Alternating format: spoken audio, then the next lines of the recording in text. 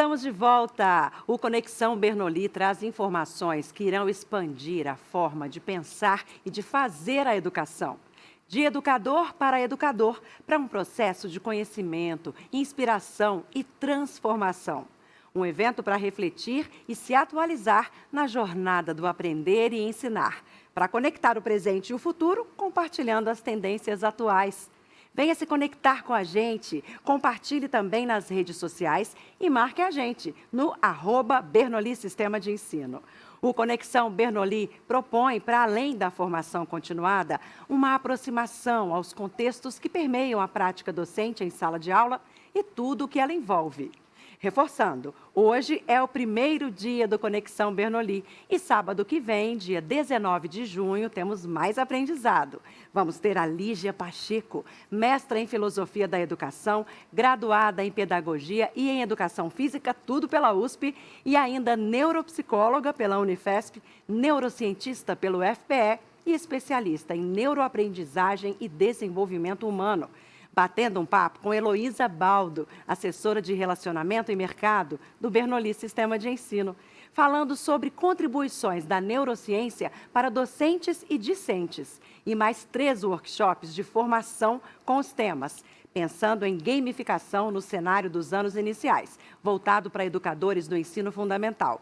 Ensino médio pelos olhos dos estudantes, aumentando o nosso impacto na aprendizagem.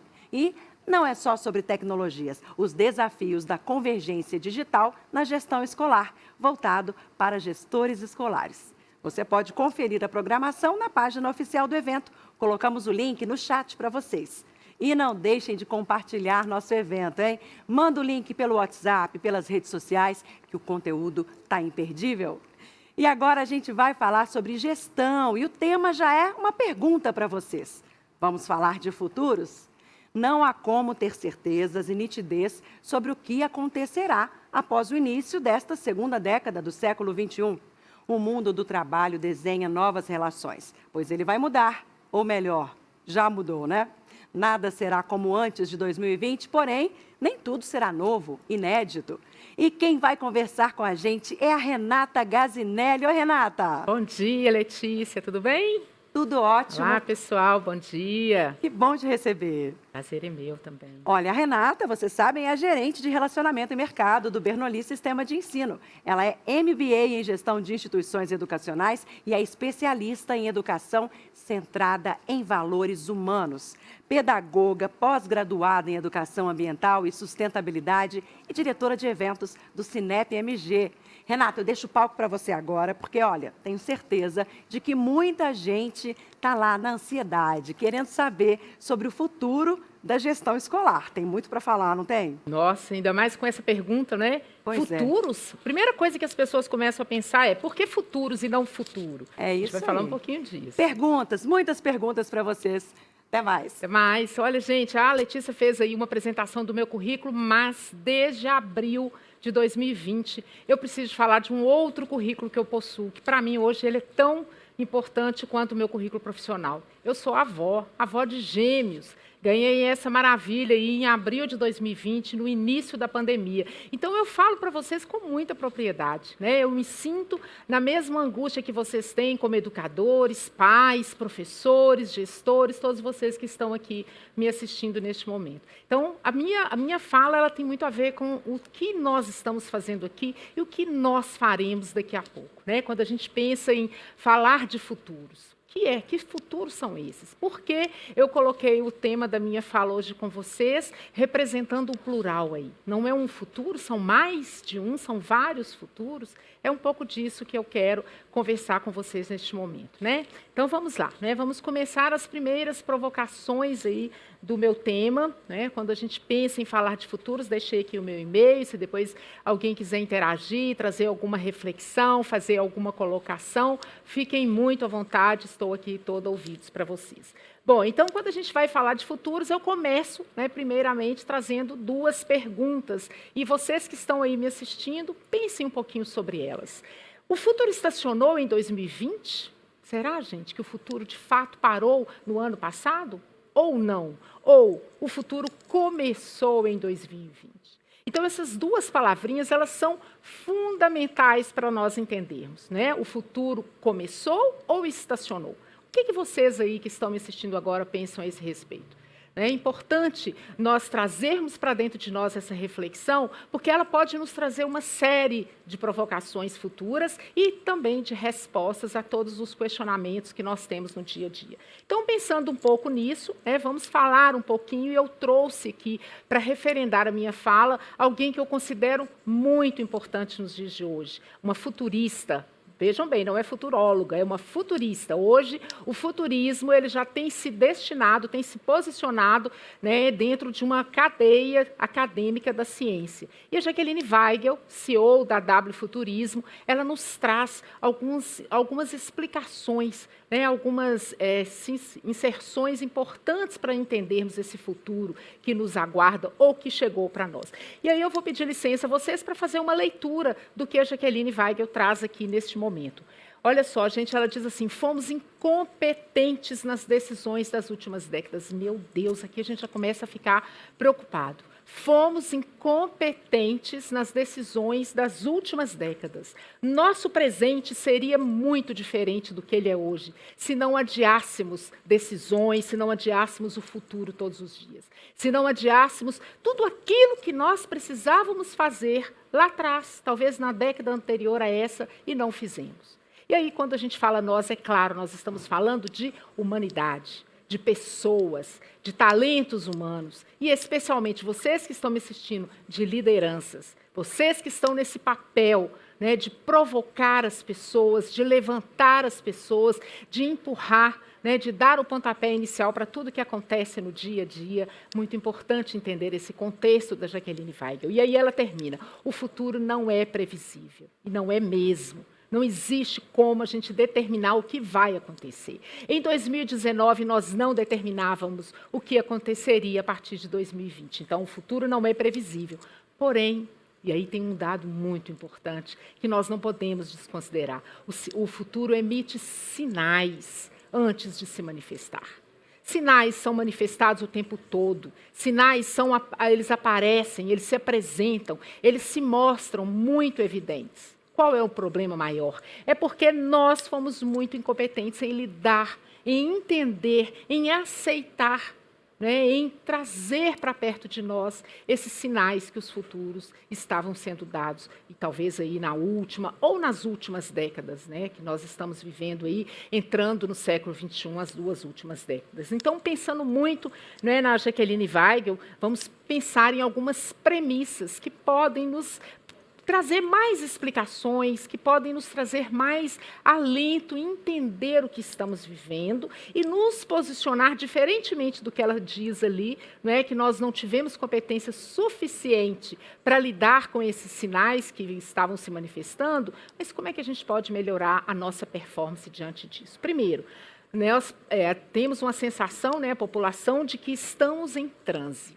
desde o ano passado.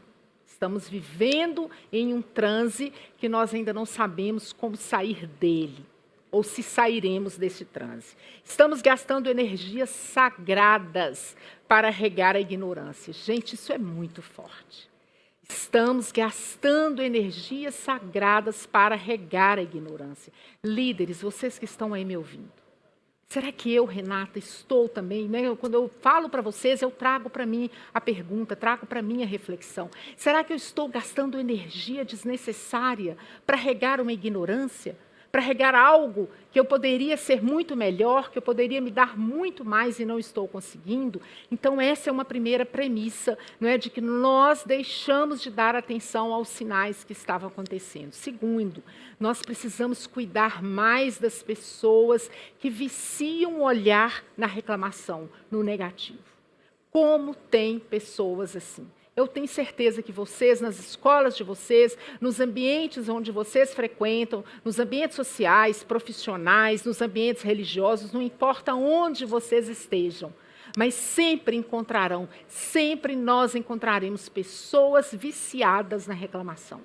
E temos que cuidar dessas pessoas. Nós temos que, minimamente, tentar mudar esse olhar dessas pessoas, porque nós estamos falando de futuros, não podemos esquecer desse detalhe, né?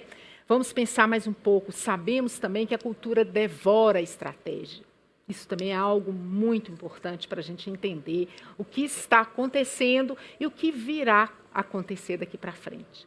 Olha, a cultura devora a estratégia, a cultura devora qualquer coisa, qualquer situação. Se eu, como dono da escola, como mantenedor do colégio onde eu estou, não é? Se eu não cuido da cultura que está ali permeando os ambientes da minha instituição, o que será da minha instituição é aquilo que a cultura faz dela. Bem ou mal, para melhor ou para pior, eu não posso fazer um juízo de valor aqui. Mas importante eu, como mantenedor, como diretor escolar, não é? Como um gestor, como um coordenador pedagógico, um supervisor, não importa o cargo que eu tenha, né, de gestão, de liderança, mas eu preciso entender que se eu não cuidar da cultura que está ali, né, todos os dias circulando no ambiente, e não é só no ambiente físico, não. No ambiente virtual, no ambiente digital, no ambiente online, no home office, a cultura também ela se estabelece. Então, temos que cuidar muito da cultura.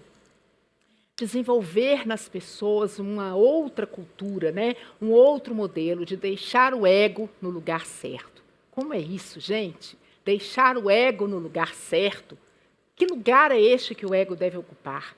Né? É um lugar em que até então nós não temos conseguido alcançar, o lugar da humildade, o lugar onde a gente pode, de fato, né, ver o outro como o outro de verdade, ter, né, a lucidez e a empatia para entender o que está acontecendo lá na casa dos meus estudantes, no meio daquelas famílias, ou o que está acontecendo lá nas residências dos meus colaboradores, dos meus educadores, do pessoal que cuida lá da portaria, da recepção da minha escola, ou que cuida mesmo, né, da limpeza do ambiente, ou que está dentro de sala dando aula.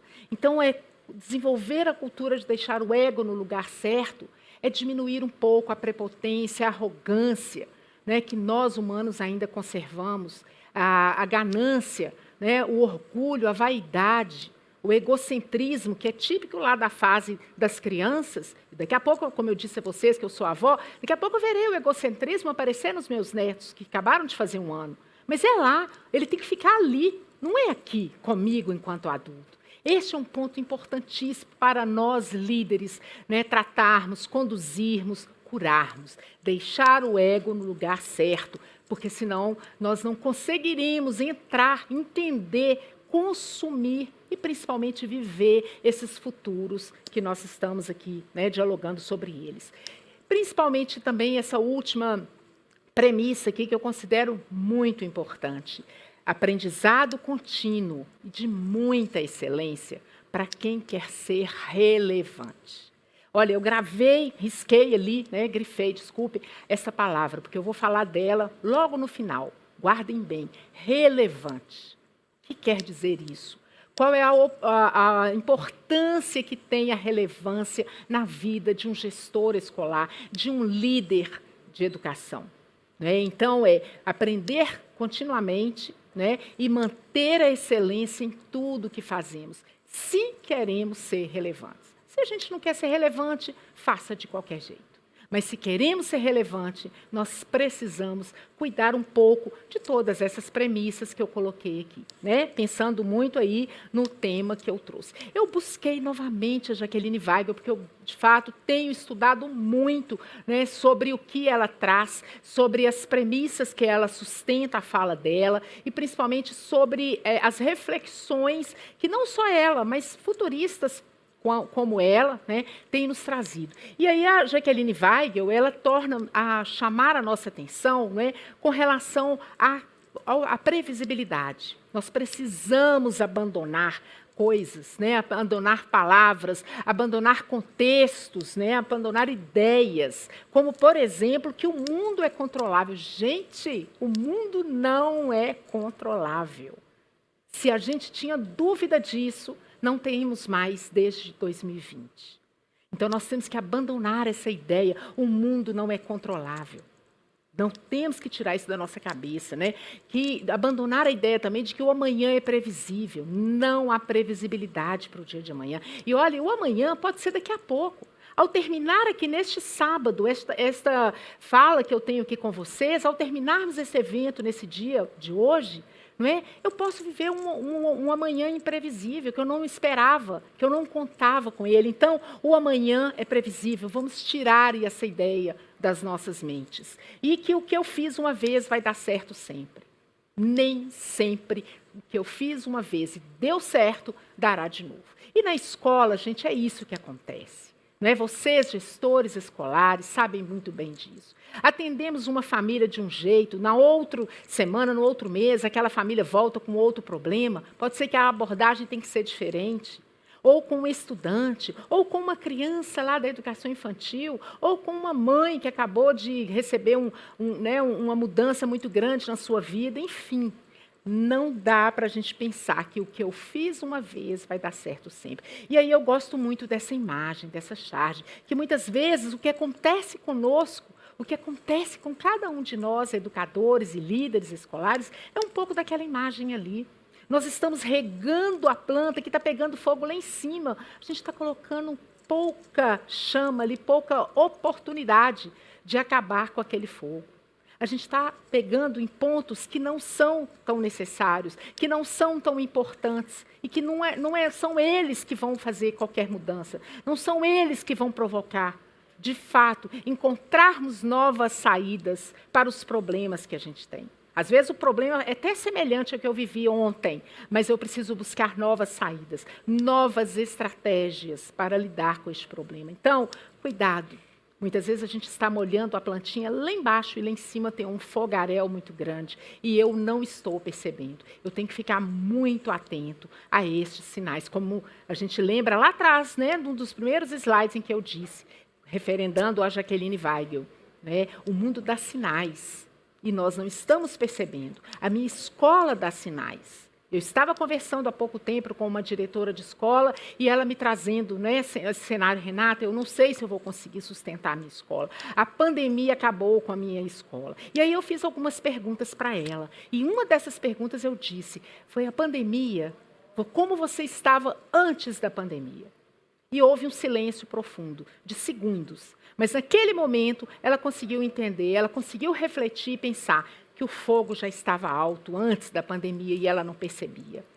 A pandemia apenas facilitou, favoreceu, tornou mais rápido o processo que ela estava vivendo na escola. Mas a escola dela já estava doente e ela não percebia isso há muito tempo. Então, muitas vezes é isso que acontece com cada um de nós, no trabalho, né, nas obrigações diárias de casa, na vivência com a família e principalmente no nosso ambiente de escola. Temos que ficar muito atentos a isso, né? E eu busquei uma pesquisa que possa ajudar vocês, gestores, vocês, lideranças, a entender quais são as competências necessárias para esses líderes do século XXI. Quais são elas, as mais desejadas? E aí eu busquei aqui, está a fonte, né, de uma pesquisa da Korn Ferry, e caso vocês queiram se aprofundar um pouco mais nesse estudo, ele está disponível aí, né, nas redes sociais, mas essa pesquisa foi feita com executivos de 8 países latino-americanos. Olha só que interessante. Uma das competências mais importantes, né, a mais, na verdade, né, com 56% que foi elencada, é criar o novo. Criar o novo.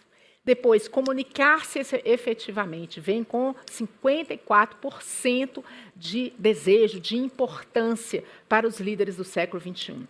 Tomar decisões complexas, 48%, bem alto também esse percentual, né?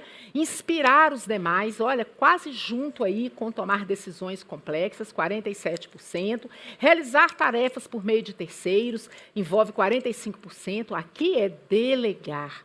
Cuidado, gestores, delegar e não delargar. Qual é a diferença? E o que eu tenho feito? Eu tenho delegado ou delargado?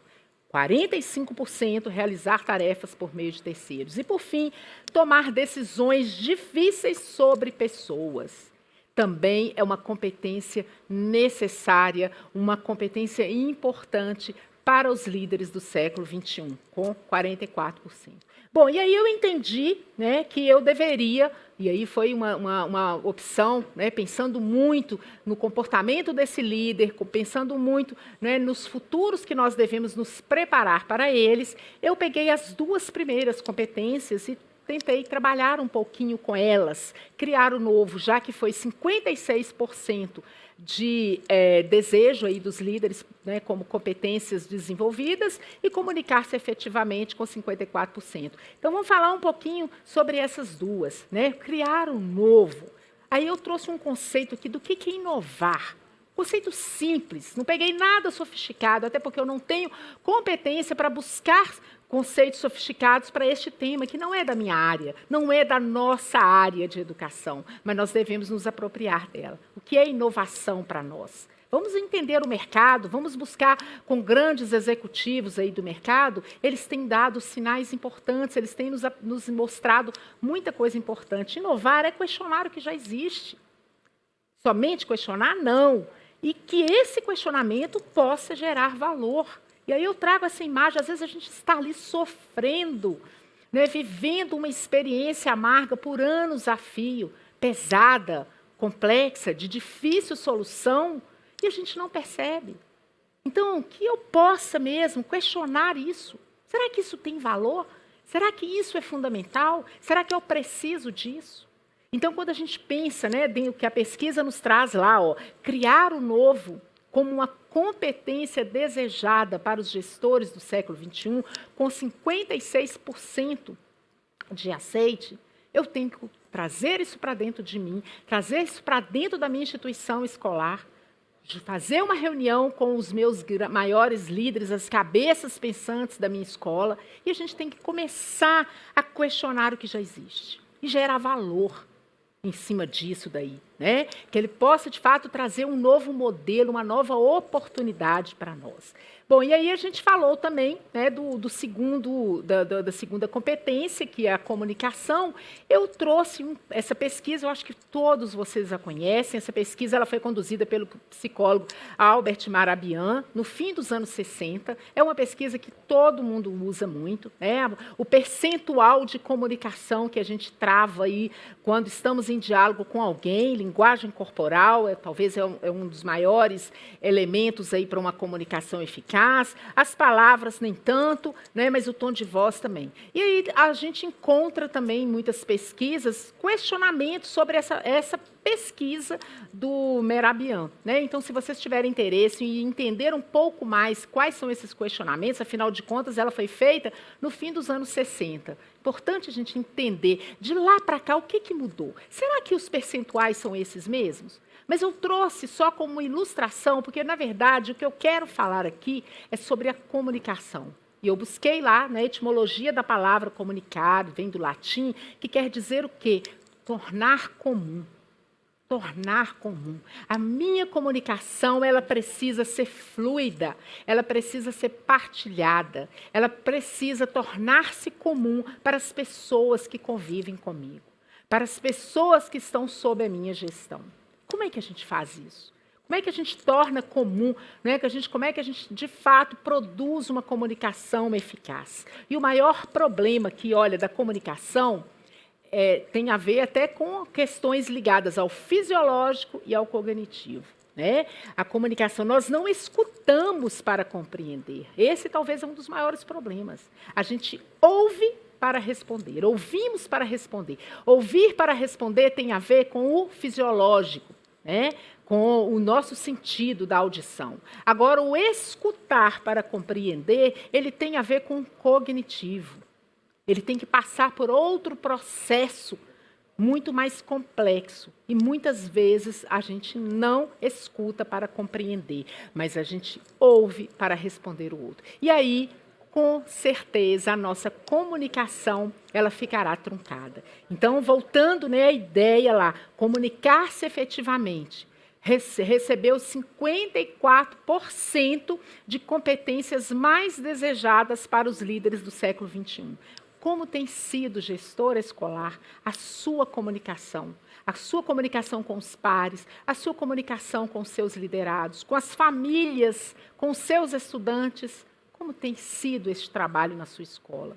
Isso dita os futuros que nós almejamos. Isso dita os futuros que nós queremos, né?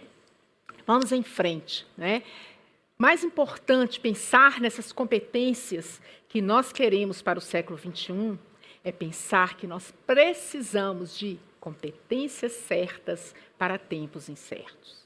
Vivemos tempos incertos e precisamos entender quais são essas competências certas nos tempos incertos. Eu não tenho receita de bolo, nem tenho a pretensão de trazer aqui para vocês qualquer manual, né, qualquer regra, os 10 mais, os 5 mais, não dá para a gente pensar sobre isso. Nós temos que pensar para a minha escola, o que isso vale? Para a minha instituição, para o meu grupo de famílias, para o meu grupo de colaboradores, para a minha comunidade, o que serve? Serve para uma, será que vai servir para outra? O que é bom, o remédio é bom para um, vai ser bom para o outro também? Então, é sempre ficar nesta interrogação, competências certas para os tempos incertos. E aí eu gosto muito, né, quando o Cortella lançou um livro em 2020, né, no meio da pandemia, um livro bem interessante, que ele fala, quem sabe faz a hora. E ele diz assim, olha, nenhuma pessoa ou empresa já é qualificada. Somos todos qualificantes. Olha que bacana isso, pessoal. Não existe empresa, não existe pessoa qualificada. Somos qualificantes. Quer dizer o quê? Que o tempo todo nós temos a oportunidade de ressignificar. Ressignificar o nosso trabalho, ressignificar a nossa praxis, ressignificar as nossas ideias, o nosso conhecimento, a nossa cultura, como eu já falei um pouco aqui para vocês, né? E pensando muito as competências certas em tempos incertos. Ressignificar o trabalho, ressignificar as propostas, isso quer dizer que nós somos qualificantes. Ficaremos qualificados à medida que eu garantir, à medida que eu estabelecer algo, estabelecer um conhecimento novo, estabelecer uma inovação, estabelecer uma prática exitosa. Em todo momento eu estou me qualificando. Por isso, né, devemos pensar muito nisso. E, de fato, o que mobiliza as pessoas? É esse momento que estamos vivendo entre o virtual, o presencial, né, o online, o home office ou o híbrido, que às vezes as pessoas confundem muito, né, o que é, de fato, híbrido. Não é o estar ao mesmo tempo cá e lá, né, mas é todos estarem ou presencial ou online. Como é que é isso? Como é que faremos, de fato, essas mudanças necessárias que nos surgiram desde o ano passado, né? Então, acho que o mais importante é pensar que entre o presencial e o virtual vale o proposital. Como é que nós vamos trabalhar com esse proposital? Qual é o valor que este proposital tem para nós? Líderes que somos, vocês que estão à frente, né, fazendo todo um trabalho aí, quantos de vocês estão se preparando para voltar ao presencial? Quantos de vocês não estão sonhando com este momento? Alguns já voltaram, outros estão voltando aos poucos, outros ainda não sabem se voltarão, né? Estamos aí chegando no meio do ano letivo. Então, vamos pensar um pouco esse proposital, como esse proposital tem sido tratado, tem sido discutido, organizado nas nossas instituições escolares, né? E eu já falei disso, mas eu volto por conta da importância que tem esse termo aqui. E aí eu trago aqui a frase completa do Peter Drucker, quando ele diz: a cultura devora a estratégia no café da manhã. Gente, olha isso. Repito, a cultura devora a estratégia no café da manhã. E olha, a gente pensa assim, na minha escola não voltou presencial, não tem café da manhã. Tem, no mundo virtual tem também. Aqueles 5 minutinhos, né, que o meu time entra antes de mim, ali a cultura está sendo difundida. Né? Ali a cultura está sendo alimentada, está sendo produzida. Então, a cultura devora a estratégia. Estou eu lá, no meu canto, na minha sala, que seja física, que seja virtual, não importa, mas eu, como gestor, como diretor, como mantenedor, estou pensando sobre a minha ótica, pensando sobre o meu olhar. E, enquanto isso, existe uma cultura que não é a que eu estou imaginando que está acontecendo fora disso. E como vamos mexer com isso, como vamos mudar, ou não é mudar, mas como vamos ressignificar, qualificar, já que o Cortella disse que somos todos qualificantes, como é que eu vou qualificar a minha cultura neste ambiente, né, todo mudado? E aí eu trouxe 2 perguntas que elas são fundamentais para eu entender qual é a cultura da minha escola, da minha instituição. Existe aquela cultura, aquela pergunta que as pessoas comumente fazem. Quanto dinheiro eu recebo? Quanto dinheiro eu recebo na escola? Qual é o meu salário? As pessoas fazem essa pergunta o tempo todo. Né? Qual é o meu salário? O que foi creditado para mim lá no final do mês, na minha conta, o que eu recebi? Qual é? E quando eu, como colaborador de uma instituição, independente do cargo que eu tenho, né, quando eu faço essa pergunta, normalmente eu desenvolvo ou eu tenho a tendência de ter um comportamento vitimista. Porque quanto dinheiro eu recebo é aquela coisa, eu fui pago para trabalhar 8 horas. Não, eu peguei às 7, eu tenho que deixar às 5. Não, o pai chegou agora, são 5h10, o pai chegou para fazer matrícula. Não dá, já passou a minha hora. Eu estou passando 10 minutos. Ou eu tinha uma reunião marcada hoje e essa reunião foi à noite, meu trabalho é durante o dia. Todas as vezes que eu, colaborador, tenho essas ideias impregnadas, esses pensamentos, ou que eu transmito isso lá na cultura do café da manhã, geralmente meu comportamento é muito de vítima. Por outro lado, existe uma outra pergunta que muitos colaboradores façam. Quanto dinheiro eu faço? Completamente diferente a proposta. Quanto dinheiro eu recebo, quanto dinheiro eu faço. Quanto dinheiro eu faço é o que a empresa ganha com o meu trabalho. Qual é o valor que eu devolvo para essa instituição? Os meus propósitos estão alinhados com os propósitos desta escola? Deste diretor, dessa sala de aula, desta comunidade? Quanto dinheiro eu faço tem a ver com comportamento protagonista. Eu não estou preocupado se eu fui contratado para trabalhar 8 horas por dia, 40 horas por semana, 20 horas, o que for. Ou porque eu não trabalho sábados. Estou preocupado em devolver para o meu trabalho tudo aquilo que ele precisa, espera e confia que eu farei.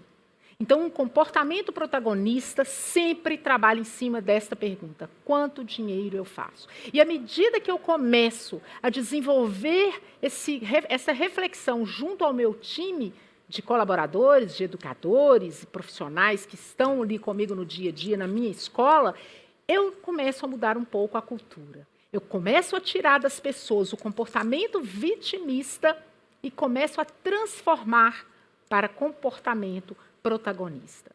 Papel de líder. Somos nós que somos convocados, já que estamos falando de futuros, quais futuros? Como é que esperamos encontrar esses futuros? Né? Trouxe aqui também, né, dois diálogos que eu adoro demais, Charlie Brown lá e o Snoopy, que podem retratar um pouquinho disso que a gente falou aqui agora há pouco. No primeiro quadrinho aqui, o Snoopy diz assim, o Charlie Brown diz assim para o Snoopy, só se vive uma vez, Snoopy. E aí ele responde, errado, só se morre uma vez, vivemos todos os dias. E aí, no segundo diálogo, o Charlie pergunta, um dia nós vamos morrer, Snoopy. E o Snoopy responde, sim, mas todos os outros dias a gente vai viver. Gente, olha que bacana isso. A gente tem uma tendência ao comportamento vitimista. Aqui, o Charlie Brown, nas 2 tirinhas, ele tem um comportamento vitimista.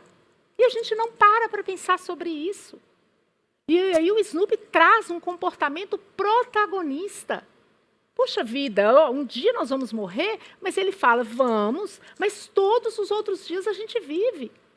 Eu farei 60 anos esse ano. Se eu morrer agora, eu morri um dia, mas eu vivi 59 anos. Por que eu não consigo transformar as minhas ideias, os meus pensamentos, neste comportamento protagonista? Que cultura é essa que eu desenvolvi para mim mesma e eu perpetuo com as pessoas que estão ao meu lado?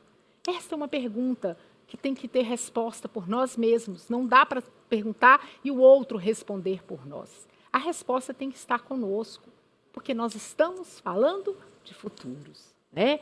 Então, entendendo um pouco disso, eu acho assim que a gente deveria entender este momento, como eu coloco aqui, não como momentos graves, mas fazer um trocadilho com esta palavra, como momentos grávidos.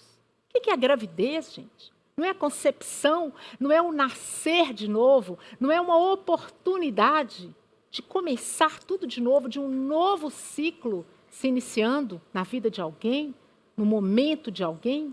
Então, momentos grávidos é essa oportunidade.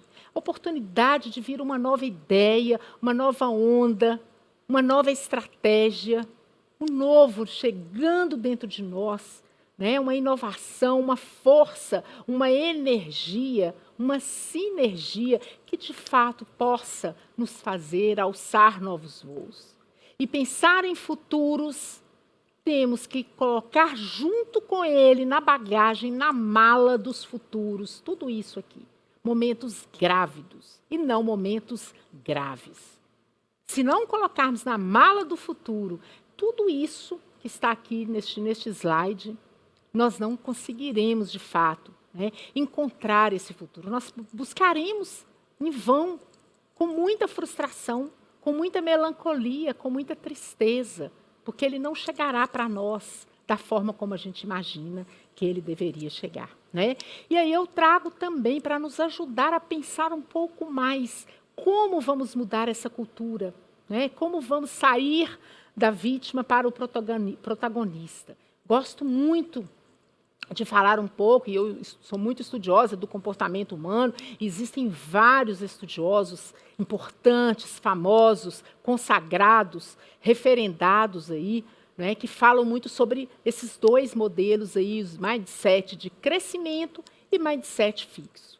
Vamos falar um pouquinho deles. Eu trouxe aqui uma linha, uma trajetória, né, que pode nos apontar onde nós estamos. Então, quando a gente pensa, eu elenquei aqui 6 pilares que poderiam, tem muitos outros pilares, mas eu elenquei 6 que poderiam traduzir para nós onde nós estamos no mindset de crescimento ou no mindset fixo. Então, o primeiro deles, crenças. Uma pessoa que tem mindset fixo, ela pensa que as habilidades são inatas. Eu nasci assim. Olha, eu sou a cara do meu pai. Não, puxei minha madrinha. Minha avó era desse jeito. Meu irmão mais velho era idêntico. São as crenças inatas. Pessoas de mindset fixo, elas pensam assim. Elas não mudam. Quem tem o mindset de crescimento já começa a entender que eu posso. Eu não quero ser igual ao fulano. Eu não quero ser assim, eu quero mudar, eu quero ser diferente. Eu quero sair deste lugar que fulano está, porque eu não gosto deste lugar. Olha a diferença de entender. Obstáculos é um outro aspecto importante. Mindset fixo desiste fácil. Não, isso não é para mim, já passei da idade, já passei do tempo, estou cansado. Né? Nós, educadores, olha, gente, eu fico muito confortável para falar isso para vocês, porque eu sou educadora como vocês. Nós temos a tendência, né, de sentar nessa zona de conforto, numa cadeirinha tipo essa aqui, bem confortável, e ficar. E aí, no mindset fixo, é isso aí. Ó, eu desisto fácil, porque isso não é mais para mim, eu já estou perto de me aposentar. Quando eu entro no mindset de crescimento, eu estou perseverando sempre. Não, vamos lá, é para aprender? Vamos lá. Vamos tentar? Eu acho que eu consigo. Você me ajuda? Fulano, você pode me apoiar? É assim que nós vamos constituindo este novo modelo, né? O esforço, como é que o mindset fixo vê o esforço? Ele não vale a pena, não adianta, você vai se cansar à toa, você vai se esgotar e não vai conseguir. É assim que pensa uma pessoa de mindset fixo, está lá o cadeadinho na cabeça. O de crescimento, ele pensa, isso vai me levar ao crescimento, eu vou aprender alguma coisa, alguma lição eu vou tirar disso daqui. Então, a mudança é muito grandiosa, né? Desafio, como é que é encarado o desafio? O fixo, ele evita. Ele evita por conta das ameaças, medo do fracasso, medo de perder, medo de não conseguir. Então, ele evita qualquer ameaça que possa ser desafiadora. No mindset de crescimento, não, abraça a oportunidade. É para fazer? Vamos lá. É sempre estar à frente, sempre estar se provocando, se questionando. Né? Aí eu volto lá no Cortella, o que ele fala? Nós não somos qualificados, nós somos qualificantes. Mindset de crescimento é qualificante. Mindset fixo, qualificado. Né? O erro. Como é que um mindset fixo entende o erro? No erro não é permitido. Se errou, você é frágil, você é fraco. Você não tem as competências necessárias para esse papel. Você não tem as competências necessárias para essa função. Então, o erro não é permitido. Já no crescimento, o erro ele é sempre usado para aprender. Errou? Vamos fazer de novo? Vamos recomeçar? Vamos retomar? Gente, para eu chegar aqui, para fazer esse trabalho para vocês, eu levei mais de 2 meses preparando.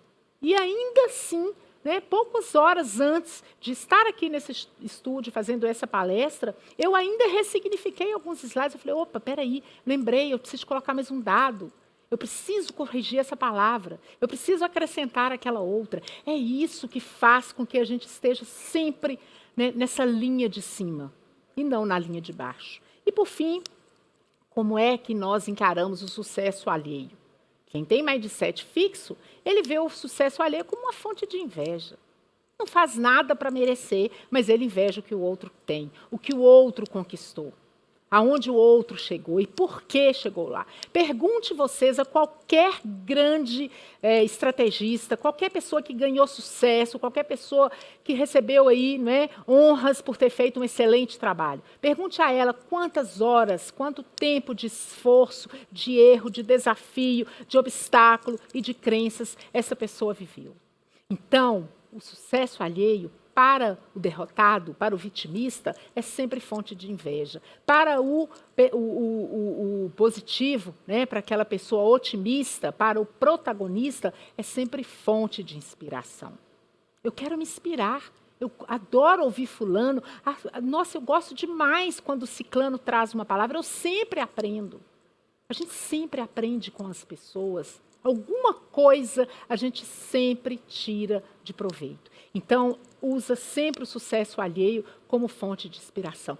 É claro, pessoal, que não é possível nenhum de nós, nenhum de vocês que está vendo esse gráfico aqui, né, essa régua, na verdade, aqui, vai dizer assim, nossa, eu não consigo me localizar onde eu estou. Gente, nós temos altos e baixos. Se nós fôssemos uma linha reta, nós seríamos alienados. E a alienação é perigosa, não é? Tanto quanto a perfeição. Mas tem momentos em que nós aparecemos mais, nos desnudamos mais. E onde eu me desnudo mais? Onde eu me encontro mais? Né? Eu estou mais no mindset fixo ou mais no mindset de crescimento? E se eu estou no fixo, quais são os atributos aqui? Quais são os pilares que eu preciso trabalhar comigo? Onde e como trabalhar? Então, é o tempo todo nós vamos nos reorganizando para mudar as estratégias. Já que, lembrando, a Jaqueline Weigel nos disse, o futuro não é previsível. Se ele não é previsível, eu tenho que torná-lo previsível minimamente para mim. Porque assim eu tenho muito mais chances de êxito do que de fracasso. Então, espero que este trabalho aqui, dos modelos de mindset, possam ajudar vocês, a trazer a vocês, pelo menos perguntas, pelo menos provocações, para que vocês possam se localizar onde vocês se encontram e quais pilares vocês precisam levantar, quais pilares que vocês consideram como equilibrados e aqueles que vocês precisam conquistar.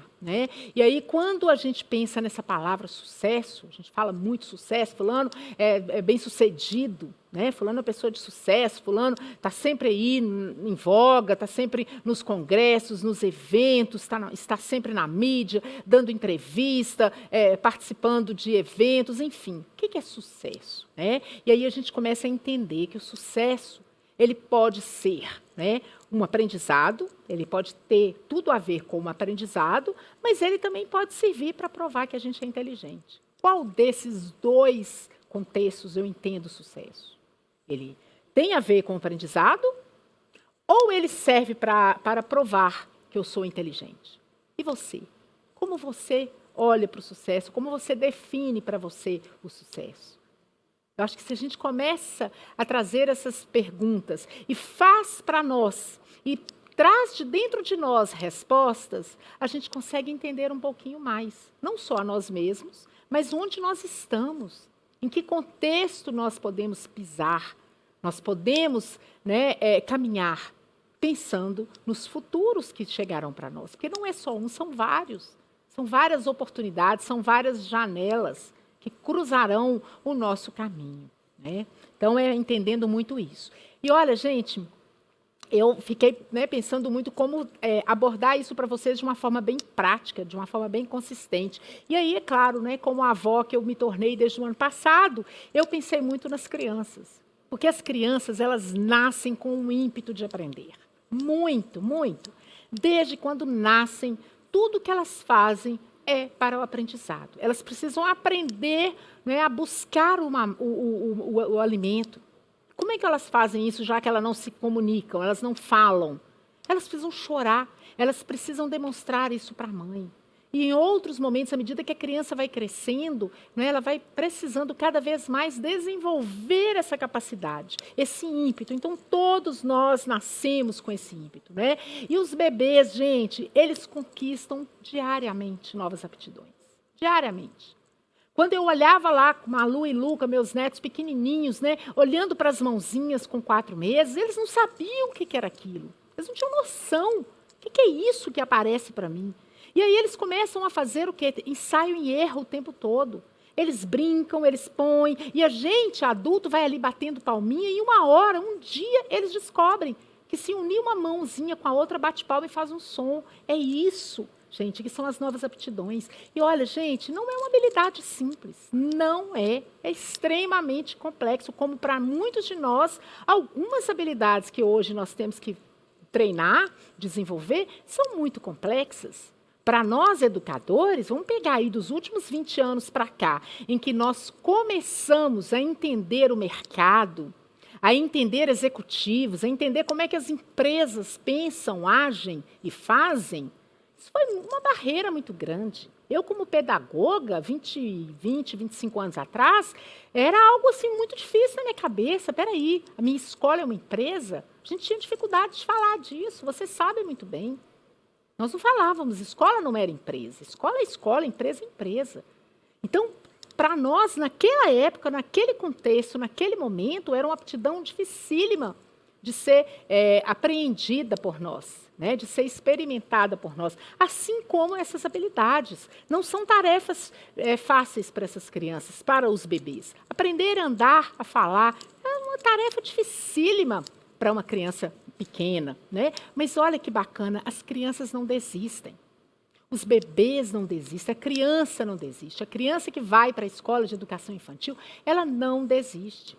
Ela o tempo todo ela é alimentada, ela cai, ela levanta, ela tenta fazer gestos para mostrar quando ela está com sede, quando ela está com fome, quando ela quer alguma coisa. Vocês que estão dentro da escola, muitos retomaram aí a educação infantil, nem todos, mas quem já retomou, certamente já viveu essa experiência aí nessa retomada. As crianças tentam o tempo todo fazer a sua comunicação eficaz, mas elas não desistem. E elas vão por ensaio e erro até acertar. E aí, gente, o que poderia dar fim? O que poderia, de fato, encerrar, terminar, acabar esse exuberante aprendizado que eu comentei aqui agora há pouco? O que poderia, de fato, interromper essa capacidade que a criança tem de aprender todo dia, de aprender sempre? Gente, mindset fixo. Está ali. É no momento em que eu tenho um modelo mental de que eu não vou dar conta, eu não consigo. Professora, eu não sei fazer resolver esse problema. Professora, eu não sei ler o que está escrito no quadro. Mamãe, eu não sei fazer a lição de inglês. Papai, eu não sei dirigir. E aí vai. Quando pega o adolescente e vai chegando no próximo da vida adulta, no momento em que eu começo a cristalizar a minha capacidade cognitiva, os meus talentos, as minhas habilidades, eu começo a desenvolver o mindset fixo. E ele, de fato, ele pode dar fim à nossa exuberante capacidade de aprender o tempo todo. Né? Gente, para crianças do mindset de crescimento, que é o oposto disso, né, sucesso significa desenvolver-se. Sucesso significa ficar mais inteligente. Todas as vezes que eu tenho um mindset de crescimento, como a criança, eu penso que eu ficarei mais inteligente, que eu vou me desenvolver. Não é porque eu vou ficar mais inteligente por conta de uma arrogância, de uma soberba, de um orgulho, de uma vaidade. Não, como eu disse, eu preciso muito da humildade, mas a humildade vai me ajudar a entender que para eu ser mais inteligente, para eu dar respostas mais inteligentes, mais eficazes para os cenários que se despontam agora, eu preciso aprender mais. E para aprender mais, eu preciso me esforçar mais. Eu preciso sair deste lugar. Eu preciso sair dessa cadeira, como eu disse aqui agora há pouco para vocês, que é muito confortável, e é mesmo. Eu preciso sair dela e caminhar e seguir. Falar de futuros, viver futuros, é pensar muito nessas oportunidades que todos os dias nós temos. Né? Olhar para um cenário, entender que cenário é este, que paisagem é esta, que mundo é este. Né? E aí, quando a gente fala, quando a gente pensa, quando a gente clica a ideia, quando a gente né, registra e faz um link com futuros, quando a gente fala de mindset, de modelos mentais, né, nós devemos o tempo todo lembrar do nosso papel, do seu papel gestor, do seu papel mantenedor, educador, que está aí, né, como o próprio nome diz, educador. Nós estamos educando as dores, independente de quais sejam essas dores. Às vezes as dores nossas são maiores do que a dor do outro, mas nós, como nos colocamos como educadores, estamos educando a dor. Eu, você e cada um de vocês que estão aí. Então, quando a gente pensa, né, neste papel de líder e na formação de novos modelos de líder, de novas habilidades necessárias para transitarmos aí para o século XXI, lembrando, pessoal, tem só 2 décadas, falta 8 ainda. 8 décadas para terminarmos o século XXI. Falta muito tempo. Né? Eu busquei também um termo que nós nem temos a tradução aqui no português, mas ele explica um pouco deste cenário aí de futuros que a gente quer viver. São os outliers. O que são os outliers? São pessoas fora de série. Num termo assim, bem simples do significado da palavra outlier, é pessoas fora de série. O que faz uma pessoa ser fora de série? O que contamina uma pessoa para ela ser fora de série? O que designa um outlier? Que pessoa é essa? O que ela faz de extraordinário? O que ela faz de sensacional, de espetacular? Eu gosto muito de usar o termo fora da curva. Eu uso muito, às vezes eu falo, fulano é fora da curva. O que faz essa pessoa ser assim? Né? O que de fato ganha? E aí eu lembro vocês, aquela palavrinha lá dos meus primeiros slides, quando eu disse, se eu quero ser relevante, eu preciso fazer diferença. Então, gente, é a relevância. A relevância dessa pessoa. As pessoas fora de série, elas são relevantes, elas são importantes. Né? O Cortella também, num dos livros dele, mais antigo, ele faz uma pergunta que eu acho assim, uma pergunta de muito impacto. Se você não existisse, que falta você faria? Que falta você faria aí na sua escola? Que falta você faria como mantenedor? Que falta você faria como professor, como supervisor, como educador que você é? Que falta eu faria na instituição onde eu trabalho? Que falta eu faria no meio familiar que eu estou? Relevância, gente. Como é essa relevância? E aí a gente já está caminhando aí para o nosso encerramento. Eu elenquei 4 aspectos fundamentais para sermos líderes de relevância. Primeiro, a liderança deve zelar pela integridade das pessoas, né, e dos negócios. Nós temos que zelar pela integridade das pessoas e dos negócios.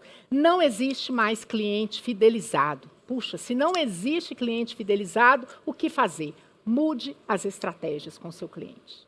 Simples assim, mude a estratégia. Relações bem cultivadas é o terceiro pilar aí, o terceiro vínculo. Encantar, zelar, cuidar, surpreender, superar, é tudo isso que nós precisamos fazer, porque no século XXI, né, que para mim começou em 2020, as habilidades essenciais para nós transitarmos bem têm a ver com isso, relações bem cultivadas. E, por fim, do convívio pode surgir o novo, né? E muito mais elaborado, muito melhor.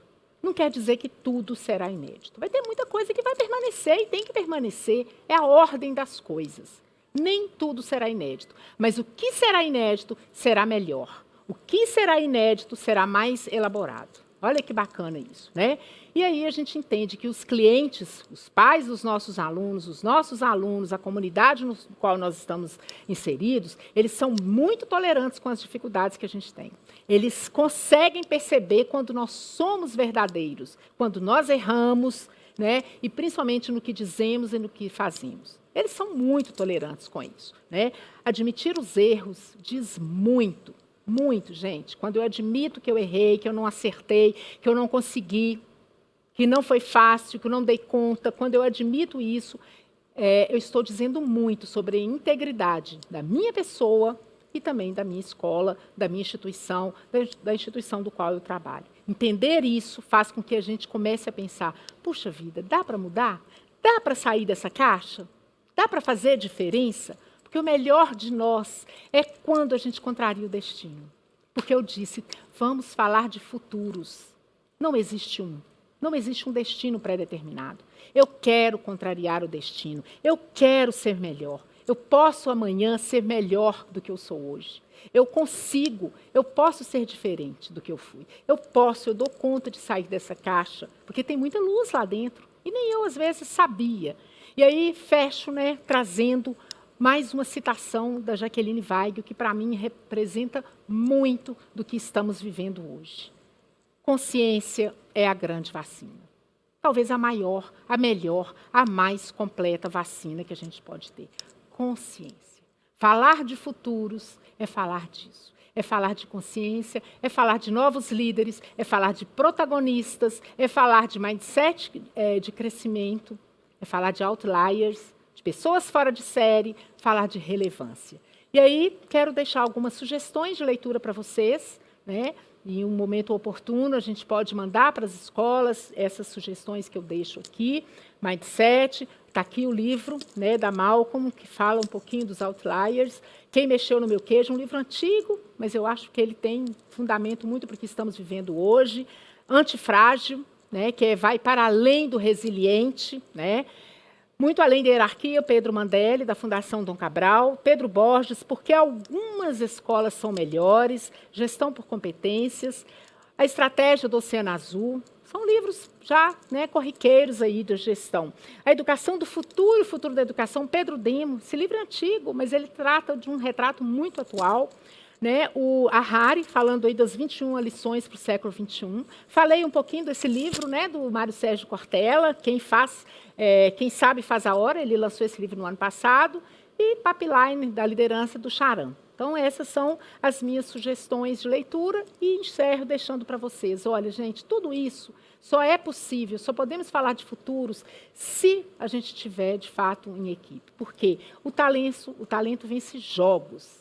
Mas só o trabalho em equipe vence campeonatos. Então é isso, gente. Vamos juntos, né? Que eu tenho certeza que a gente fará um brilhante trabalho. E até breve. Espero vocês no próximo sábado. Letícia, vem para cá.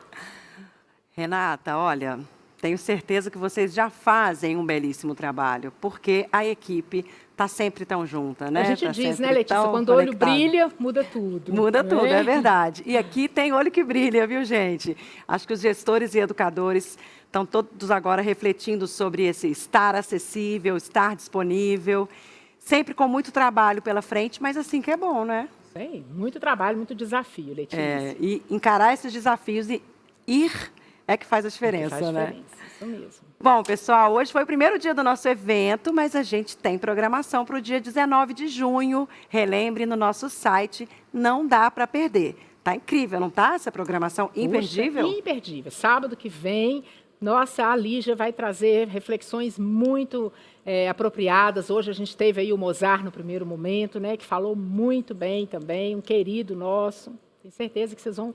Não percam, viu, gente? Não deixem de estar conosco aí no próximo sábado. É né, isso aí. Lígia? Tenho certeza que está fazendo muito sentido para você. Se está fazendo sentido, então compartilhe esse evento com aquela pessoa que também está precisando se conectar com as novas formas de educar.